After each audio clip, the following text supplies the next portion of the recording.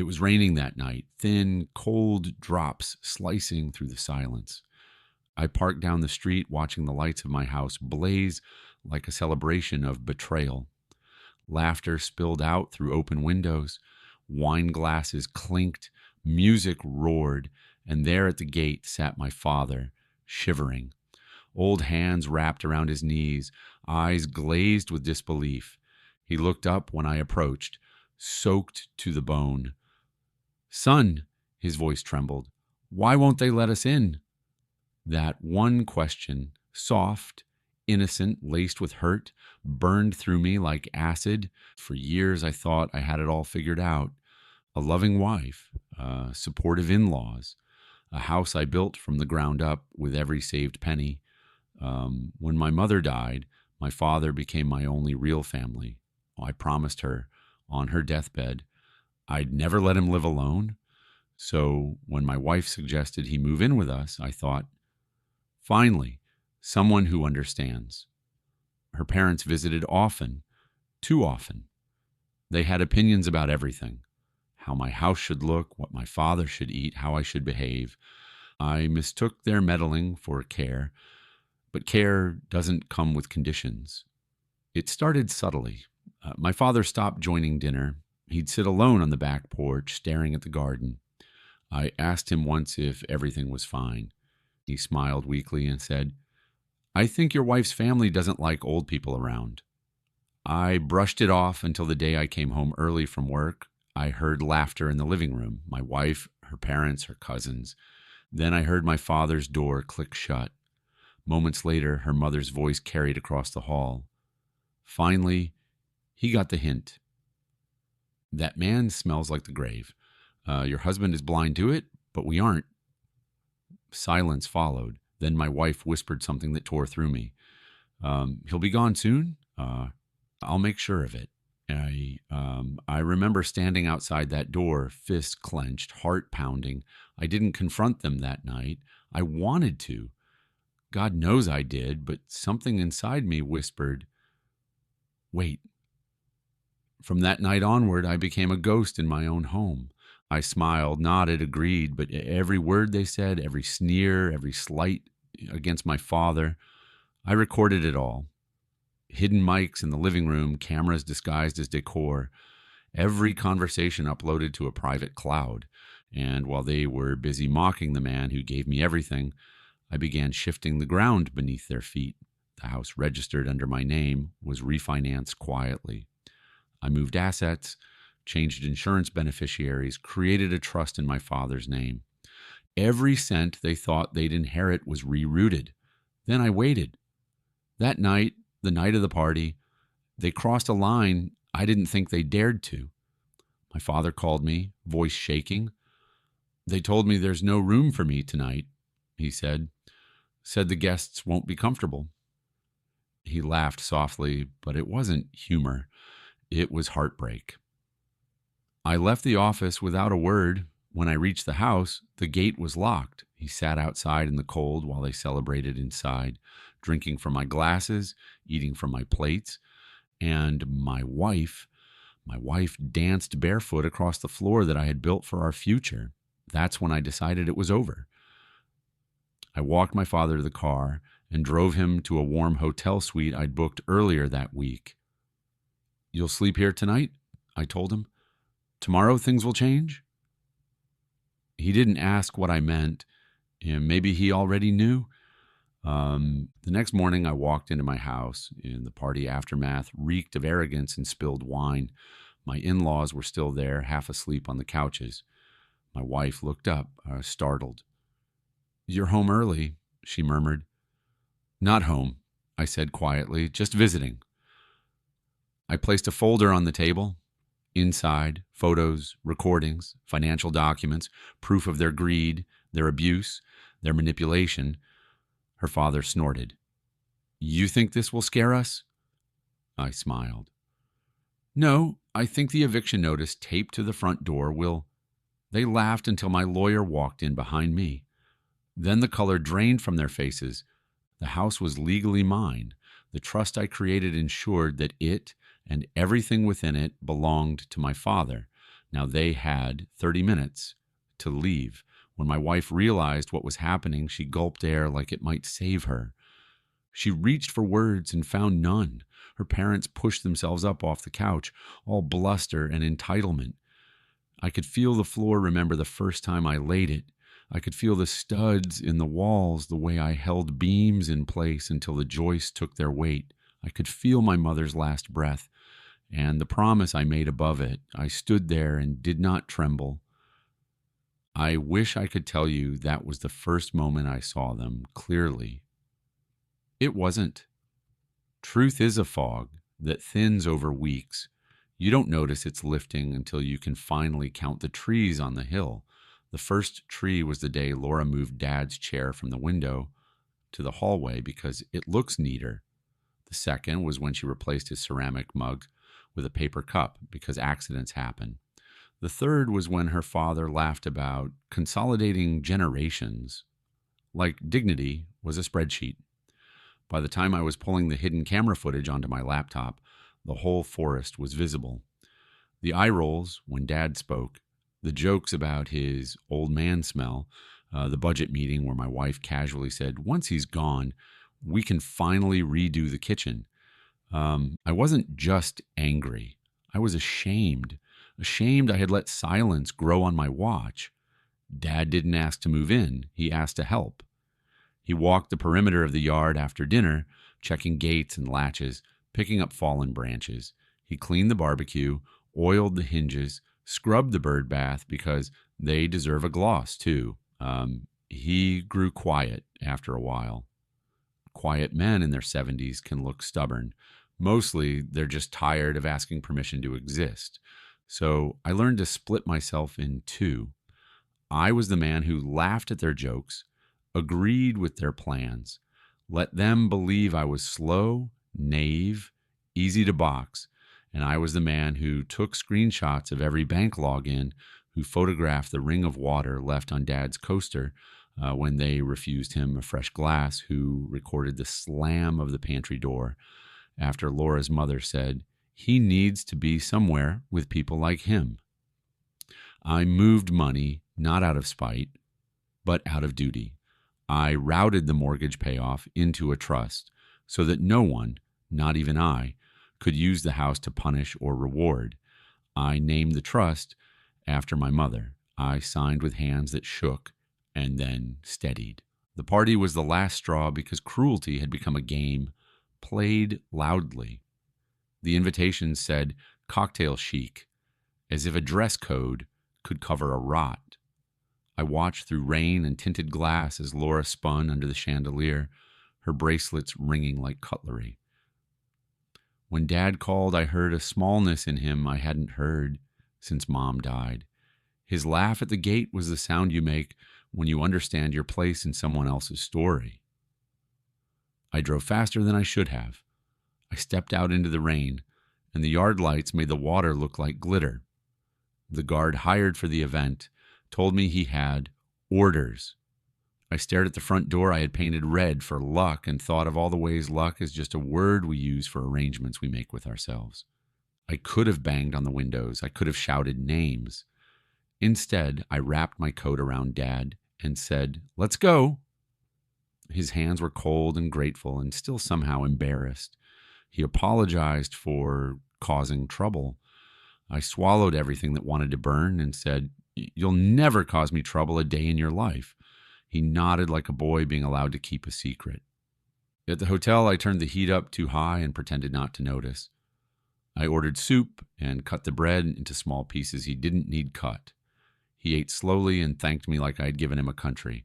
He fell asleep with the TV murmuring a baseball documentary from the 70s. I sat in the armchair and watched him breathe.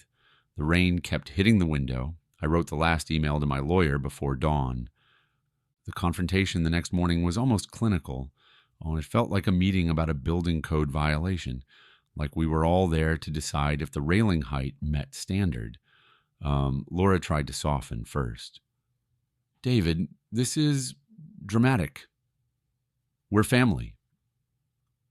Her mother folded her arms across a silk blouse that looked expensive enough to buy a week of good groceries for 3 families. Her father said, "Son," the way men say it when they are claiming territory. I opened the folder and did not perform. I let the timestamps perform for me. I let their own voices do the work. Abuse doesn't need music to be convincing. It needs a replay button. I gave them 30 minutes because compassion and boundaries can share a room. The clock ticked like it had been waiting for this assignment its entire life. Laura cried in hiccups, the way she had cried when I forgot an anniversary one year. This cry had less salt in it. Her parents muttered about lawyers and knowing people. They made a point of taking exactly their things and nothing more. That was almost commendable until Laura's mother slipped one of my mother's brooches into her purse, and then, seeing me see her, placed it on the table with a smile like the return was her idea. I asked them to leave the keys on the counter. They placed them down like they were submitting an artifact. When the door shut, the house sounded strange to me, like a gym after a game, the echo of shoes and cheering still stuck in rafters. I stood very still. I waited for guilt to come. It came, but not for them. Guilt for not protecting sooner, for letting Dad sit on that porch with the lights bright inside. I took the eviction notice from the door because I didn't want the neighbors reading our diary. I made coffee and poured it out. I made tea and poured it out. I drank water and finally sat on the floor because chairs had too many memories in them. Dad came home in the afternoon and he said, "Is it over?" And I said, "It's begun." He walked into his room and stood in the doorway a long time like a man visiting a museum of his own life. He touched the photo of Mom and said, "You still smell like soap, Ellie." Because that's what love does when the room is empty. It rehearses truth. In the days that followed, the Greens got busy with stories.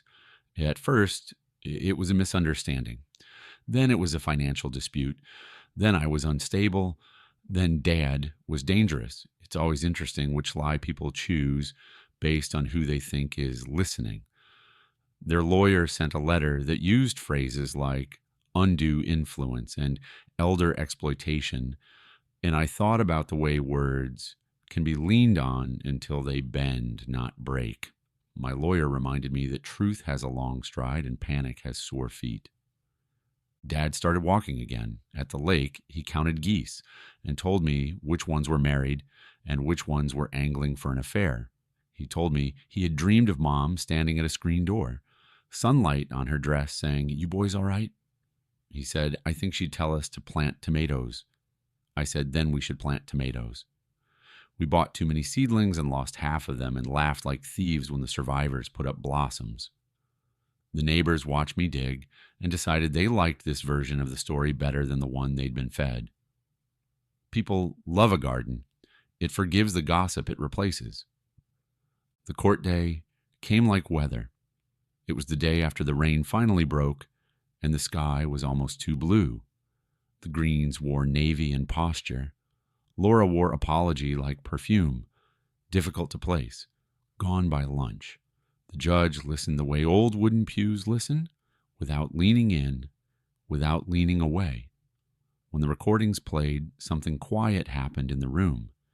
You could hear the thud of a pen dropped by someone who didn't know they were holding it.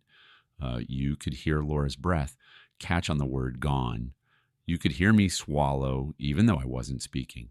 The judge dismissed their petition as if it had been a paper plane that never flew. Dad cried in the hallway after, and I held a man who used to carry me across creeks like I weighed a thought. He said, "I kept thinking you'd choose them." And I said, "I chose you the day I was born." We drove home past the diner and didn't stop because we weren't hungry and were starving for quiet. At home, I turned the radio to static and then turned it off because silence, when you have earned it back, is a choir. We built a routine that held together like an old sweater. Mornings were for tea and reading headlines and deciding which headlines were playing dress up. Afternoons were for small chores and naps that we didn't apologize for. Evenings were for baseball and stories about men who hit .300 and men who almost did. Some nights Dad would say, "I miss your mother most when the game is tied." And I would say, "Me too," and mean it even though I was making up the reason as I spoke. Grief is a strange athlete. It can sprint and marathon in the same hour. I expected loneliness to fold itself into the corners, but it sat in the center of the room like a guest we couldn't ask to leave. I missed Laura's first laugh, the one from before contingency entered our kitchen. I missed the way she labeled leftovers with smiley faces. Missing someone honestly is different from needing them back. I learned to miss without inviting. The day I put Mom's brooch back in the bedroom drawer, I found a note she'd written to Dad years ago, a grocery list on one side and on the back. Remember, kindness is louder when it whispers. I held the paper like a relic. I taped it inside the pantry door. When I told Dad, he said, "That sounds like your mother, spending kindness like cash." We decided to keep whispering. Neighbors started coming by with pies and questions. "Are you okay? Do you need anything? Is it true?" I answered in weather words. "We had a storm. We lost power for a bit. We're rebuilding the fence." It satisfied them and felt true enough to hold. Laura texted once, "Can we talk?" I stared at the bubble for a long time. I typed, "I hope you're well," deleted it, typed, "We can talk by email," deleted it, typed nothing, and put the phone face down. Dad said, "Silence is an answer that doesn't start a new fight." I kept our peace the way people keep bees, carefully, knowing one wrong move could invite stinging. On a Tuesday, Dad forgot where he put his keys and laughed so hard he had to sit down. "Maybe I do smell like the grave," he said. And then he grinned wickedly, "But at least the grave can still drive." We went for ice cream like teenagers, and he got a smear of chocolate on his sweater, and I didn't tell him for a whole hour because I liked the evidence of joy. The tomatoes came in a flush, red as apology. We gave bags away to neighbors and the librarian and the mailman, who said, "These taste like my grandmother's." And Dad said, "That's because we planted them with memory." He said it without irony, and the mailman looked like he might cry. In late summer, the house felt like a held breath that finally exhaled. I fixed a cupboard door, and Dad declared I had the hands of an honest mechanic, which is the highest compliment you can give a man who works with wood and worry. I caught myself humming while I folded laundry and realized I hadn't hummed in months. The trust did its quiet work. The roof felt like a roof again, not a contract. Laura's parents moved 2 towns over. Rumor said they were unhappy with how people talk. People always talk. Eventually, they talked themselves tired. Laura sent a formal apology through her lawyer, typed neat, the kind of apology that knows where commas go. It included the sentence, "I lost sight of what a home is." That might be true. It might also be a sentence people say when they're tired of paying hourly rates. I wished her a good life from a distance I could live with. The night the first chill arrived, Dad took his blanket to the porch and asked me to bring the radio. We listened to songs from the year I was born, and he told me what the weather was like the day he held me for the first time. "You had lungs like a preacher," he said. "I knew I'd spend the rest of my life trying to keep you from breaking them on the world." I said, "You did." And he put his hand over mine, and we didn't talk again. For a long time, a loss doesn't vanish when you win. It sits beside victory and shares the biscuit. Some mornings I still woke hot with anger and had to walk it off along the fence line. Some nights I still heard Laura's mother say people like him and had to go count the spoons to remind myself that I wasn't back there. But most days, peace showed up on time. Most days, Dad said, "What's for lunch?" And I said, "Leftovers." And he said, "My favorite." And we laughed because it had become our shorthand for gratitude.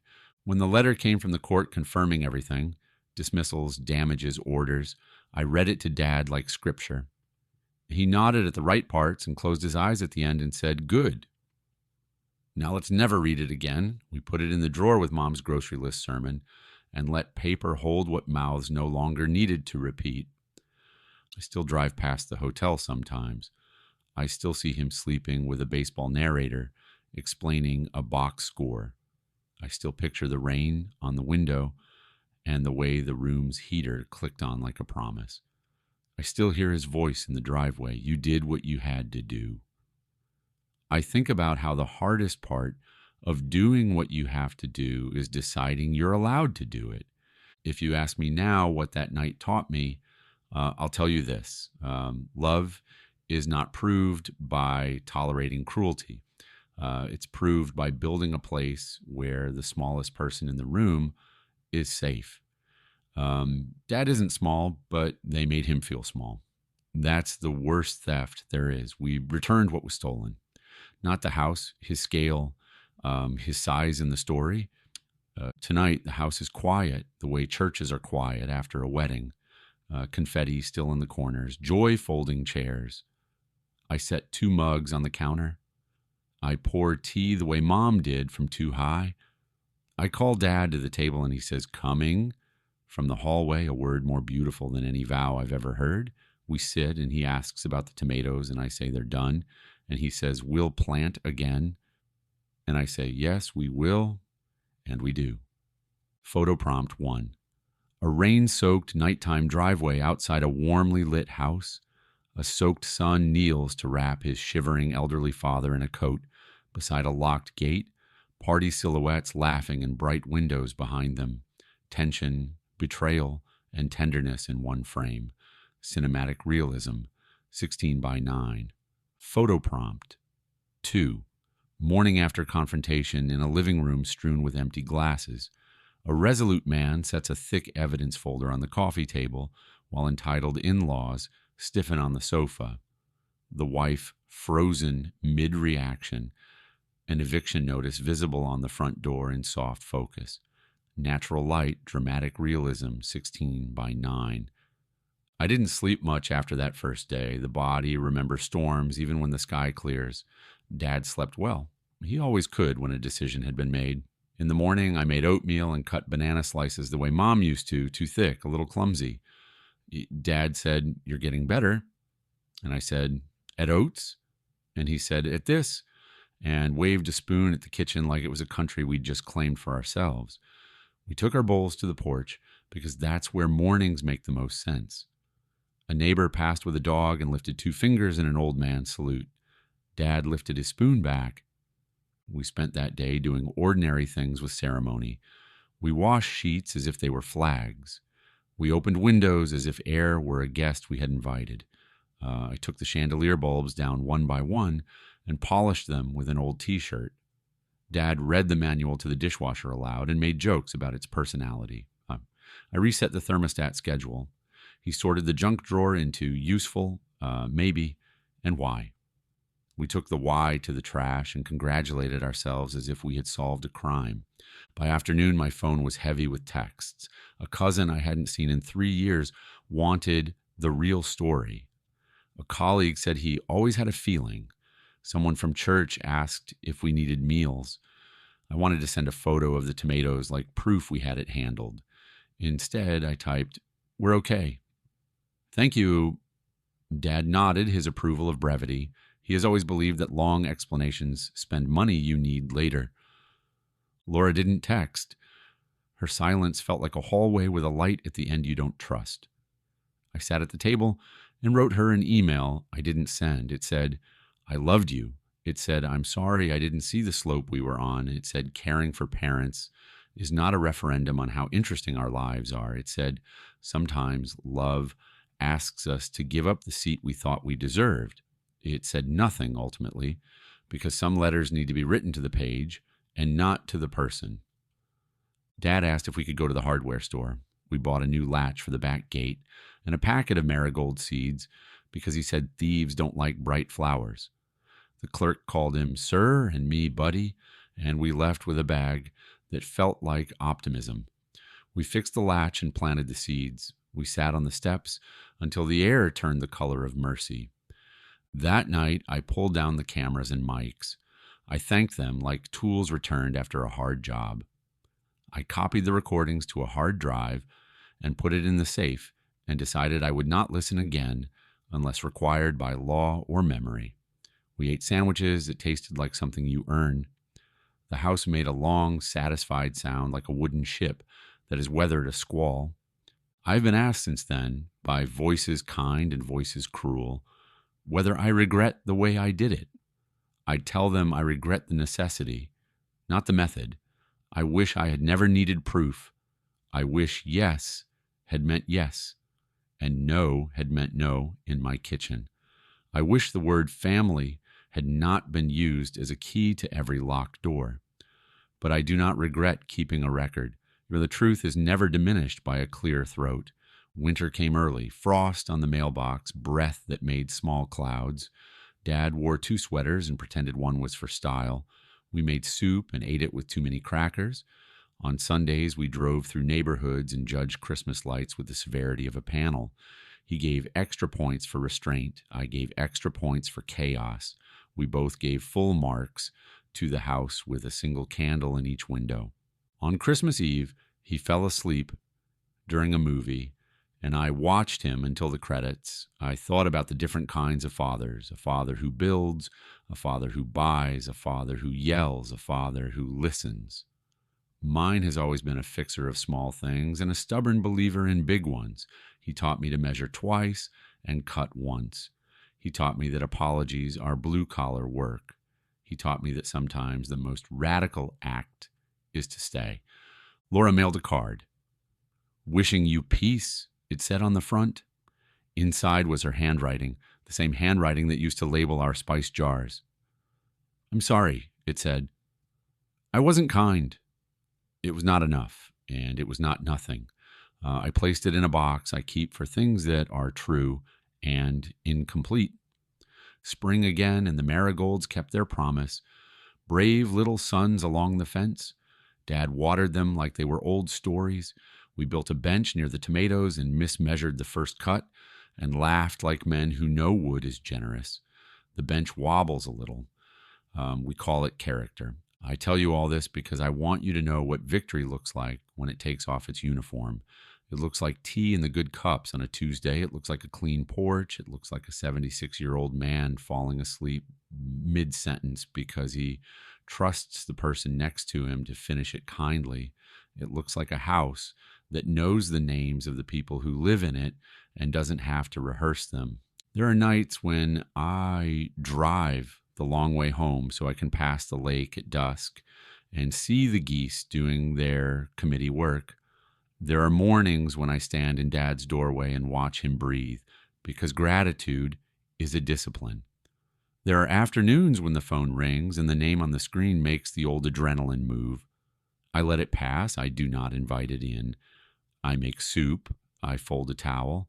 I ask Dad if he wants to sit on the porch, and he always says yes, and we always do. You could call this a revenge story, and you would not be wrong. A lock clicked, some papers filed, a door closed. But if you ask me, it is a story about scale, about putting a man back at his right size in his own home, about choosing the small, brave acts over the big, noisy ones, about making a promise at a deathbed and keeping it when the weather turns mean. Tonight, Dad stands at the sink washing 2 mugs and humming something off-key. I dry them and put them in the cupboard, and we don't make a big deal of it because some miracles prefer stealth. He turns off the light, and the kitchen goes soft, and we walk down the hall, and he says, "Good night, son." And I say, "Good night, Dad." And we smile because we know what it costs to keep that exchange. We pay gladly, we would pay again. And if one day you find yourself at a gate in the rain with someone you love sitting on a cold step, I hope you will do the simple thing. I hope you will wrap your coat around their shoulders and say, "Let's go." I hope you will drive to the warm room and let the heat click on like a promise. I hope you will plant tomatoes when the ground is ready. I hope your house learns your names and remembers them. I hope you can tell the difference between a party and a home. I hope you choose the home. I hope you keep choosing it even when the music is loud and the windows are bright and the people inside have forgotten how to open the door. I'll be here on the porch when you do. The first winter after everything ended was strangely gentle. Snow fell like forgiveness. Slow, deliberate, quiet enough that even the wind seemed to tread carefully. Dad loved watching it from the porch. the same porch he once sat on with embarrassment and cold hands. Now he sat there wrapped in an old flannel blanket, steam curling from his mug. He always used to hum while he watched the snowfall. I asked him one evening, "Why do you hum, Dad?" He smiled, thin-lipped and knowing. Because humming keeps the dark thoughts out. The silence tries to whisper lies. Son, you have to fill it with something kinder. We learned to fill our silences with small kindnesses. I started cooking again. Not the rushed meals I used to throw together for appearances, but the kind that take patience. Soups that simmer, stews that need tending. Sometimes I'd find him sneaking salt into the pot when he thought I wasn't looking. He said recipes were only suggestions. The house had become a different kind of music. The sound of spoons, creaking chairs, kettle whistles. Each ordinary noise felt like proof we'd survived something enormous. But the world doesn't stop turning when your story reaches peace. It keeps nudging you with reminders. One afternoon in February, I got a letter addressed to Mr. David Green, Jr., Laura's handwriting. Inside was a single photo. The three of us from years ago. Me, Laura, Dad. It was taken the day we moved him in. I looked at my younger face, proud and unsuspecting, and felt a sadness so complex it didn't know where to settle. On the back, she'd written, "I was wrong. I see it now. I hope he's okay." I showed it to Dad. He studied it for a long time, then said quietly, "That girl wasn't evil. She was small. Small people build cages because freedom scares them." He was right, and because of that, I never replied. Forgiveness sometimes means staying silent so the other person can live with the echo. Spring thawed the garden again. The marigolds came up first, fierce and unapologetic. We planted cucumbers, tomatoes, and sunflowers that grew taller than both of us. Dad called them the guards. He'd talk to them every morning while I made coffee, thanking them for watching over us. The neighbors began visiting more often, drawn by the laughter. One old lady brought pies. Another brought gossip disguised as concern. "I heard Laura moved to Florida," she said, eyes wide. "Do you ever miss her?" I smiled. "Every now and then," I said, "the same way you miss a storm, only when it's safely past." We didn't talk much about the past anymore. We built new rituals instead. Wednesday drives to the lake, Friday night cards, Sunday calls to my Uncle Tom, who'd started visiting again after hearing the truth. And sometimes when we'd sit on the porch at dusk, Dad would look at me and say, "You did good, son." I'd always answer, "We did good." Still, not all wounds close neatly. Guilt is a patient tenant. There were nights when I'd wake up gasping from dreams where I was back at that gate, rain soaking through my coat, Dad shivering beside me while I stood frozen, unable to move. I'd make tea in the dark and watch the shadows crawl along the kitchen wall until the sky began to lighten. One of those nights, Dad came out of his room, barefoot, hair wild, rubbing sleep from his eyes. "You all right, son?" "Yeah," I lied. He sat across from me, wrapped his hands around the mug I hadn't touched, and said, "You can stop proving now. You did what you had to do." That broke something open. I cried then, really cried the way I hadn't since Mom's funeral. He didn't say anything more, just reached over and squeezed my shoulder. His hand was rough, warm, steady. It was the only sermon I've ever believed without doubt. By summer, Dad's health began to waver again. He moved slower, his breath came shorter, and some mornings he forgot where he'd put his glasses, though they were hanging from his shirt. He laughed it off, but I could see the fear flickering behind the humor. "Guess I'm turning into one of those stories," he joked. "The old man who forgets everything but how to love." We went to the doctor together. The results weren't terrible, just the usual warnings: heart strain, blood pressure, the body's reminders that nothing lasts forever. On the way home, he said, "If I go first, promise you'll keep the garden." I gripped the steering wheel. "Don't talk like that." He smiled. "Death's not a guest, David. It's a neighbor. Sometimes it borrows sugar." That night, I stayed up writing out every memory I could remember. Not for anyone else, for me. The pages filled fast, the smell of his aftershave, the way he whistled off key, the way he called every dog he met Buddy. I wrote until dawn and taped the last page to his bedroom door. When he woke up, he read it, chuckled, and said, "You forgot my favorite hobby, irritating my son." Life settled into a rhythm again. We celebrated his 77th birthday with just the two of us, cake lopsided and candles crooked. He said it was perfect because nothing real is ever symmetrical. But peace never makes headlines. One evening, I got a call from a number I didn't recognize. A lawyer, Laura's lawyer. He said she'd been diagnosed with something serious, early stage lymphoma. She wanted to see me before it was too late. I didn't answer right away. I stared at the window where rain had started again, thin drops slicing through the silence, just like that night years ago. Dad came in from the porch, saw my face, and said, "It's her, isn't it?" I nodded. He didn't hesitate. "Go see her." "I can't." "Yes, you can," he said gently. "You can do what I taught you. Be kind, even when it costs you." The next day, I drove to the hospice center. She was thinner, paler, but her eyes were still the same blue that had once made me believe in forever. She smiled weakly. "You came." "I did." She looked down at her hands. I don't expect forgiveness. I just didn't want to die thinking you hated me." I sat there a long time before speaking. "I don't hate you, Laura. I just don't recognize who you became." Tears filled her eyes. "Neither do I." We talked for hours about nothing, everything, about the time she burned the Thanksgiving turkey and we ordered pizza instead, about the night she found me crying after Mom's death and just held my hand. Somewhere between those memories and the ones we never should have made, I felt something shift. Not forgiveness exactly, just a loosening of the knot. When I left, she said, "Tell your father I'm sorry." I promised I would, back home. Dad was waiting on the porch, as always. He listened quietly as I told him everything. When I finished, he nodded. "You did right," he said. "People think forgiveness is for the one who did wrong, but it's really for the one who lived through it." 2 months later, Laura passed away.